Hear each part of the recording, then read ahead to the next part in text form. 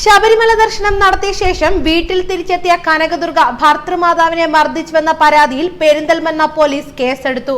ഭർത്താവിന്റെ അമ്മ സുമതി നൽകിയ പരാതിയിലാണ് പോലീസ് കേസെടുത്തിരിക്കുന്നത്. കഴിഞ്ഞ ദിവസം കനകദുർഗയെ മർദ്ദിച്ചുവെന്ന പരാതിയുടെ അടിസ്ഥാനത്തിൽ സുമതിക്കെതിരെയും കേസെടുത്തിരുന്നു. മർദ്ദനത്തെ തുടർന്ന് പരിക്കേറ്റ ഇരുവരും ഇപ്പോൾ ആശുപത്രിയിൽ ചികിത്സയിലാണ്.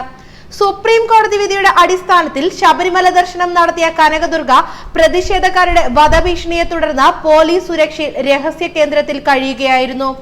ചൊവ്വാഴ്ച പുലർച്ചെ 1 മണിയോടെയാണ് അവർ വീട്ടിൽ തിരിച്ചെത്തിയത്. എന്നാൽ വീട്ടിൽ തിരിച്ചെത്തിയ കനകദുർഗയെ ഭർത്താവിന്റെ അമ്മയും ബന്ധുക്കളും ചേർന്ന് മർദ്ദിച്ചിരുന്നു. തുടർന്നാണ് ഇവരെ ആശുപത്രിയിൽ പ്രവേശിപ്പിച്ചത്. ഇതിനിടെ കനകദുർഗ മർദ്ദിച്ചെന്ന് ആരോപിച്ച് ഭർത്താവിന്റെ അമ്മ സുമതിയെ പെരിന്തൽമണ്ണ താലൂക്ക് ആശുപത്രിയിൽ പ്രവേശിപ്പിച്ചിരുന്നു. കനകദുർഗയുടെ സുരക്ഷയുടെ ഭാഗമായി 4 പോലീസുകാർ വീടിന് പുറത്ത് ഡ്യൂട്ടിയിലുള്ളപ്പോഴാണ് സംഭവം.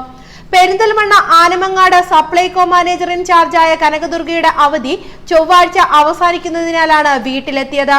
സുപ്രീം കോടതിയുടെ യുവതീ പ്രവേശന വിധിയെ തുടർന്ന് ജനുവരി 2-നാണ് കനകദുർഗയും സുഹൃത്ത് ബിന്ദുവും ശബരിമല ദർശനം നടത്തിയത്. ശബരിമലയിൽ യുവതികളെ പ്രവേശിപ്പിച്ചതിൽ പോലീസിനെതിരെ ഹൈക്കോടതി നിരീക്ഷക സമിതിയുടെ റിപ്പോർട്ട്.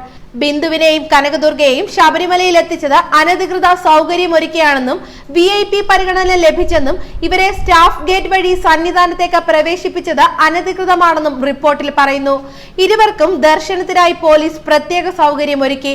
ഭക്തരെ പ്രവേശിപ്പിക്കാത്ത വഴിയിലൂടെയാണ് ഇവരെ കടത്തിവിട്ടത്. ജീവനക്കാർക്കും VIP-കൾക്കും മാത്രം പ്രവേശിക്കാൻ അനുമതിയുള്ള വഴിയിലൂടെയാണ് ഇവർ സന്നിധാനത്തെത്തിയത്.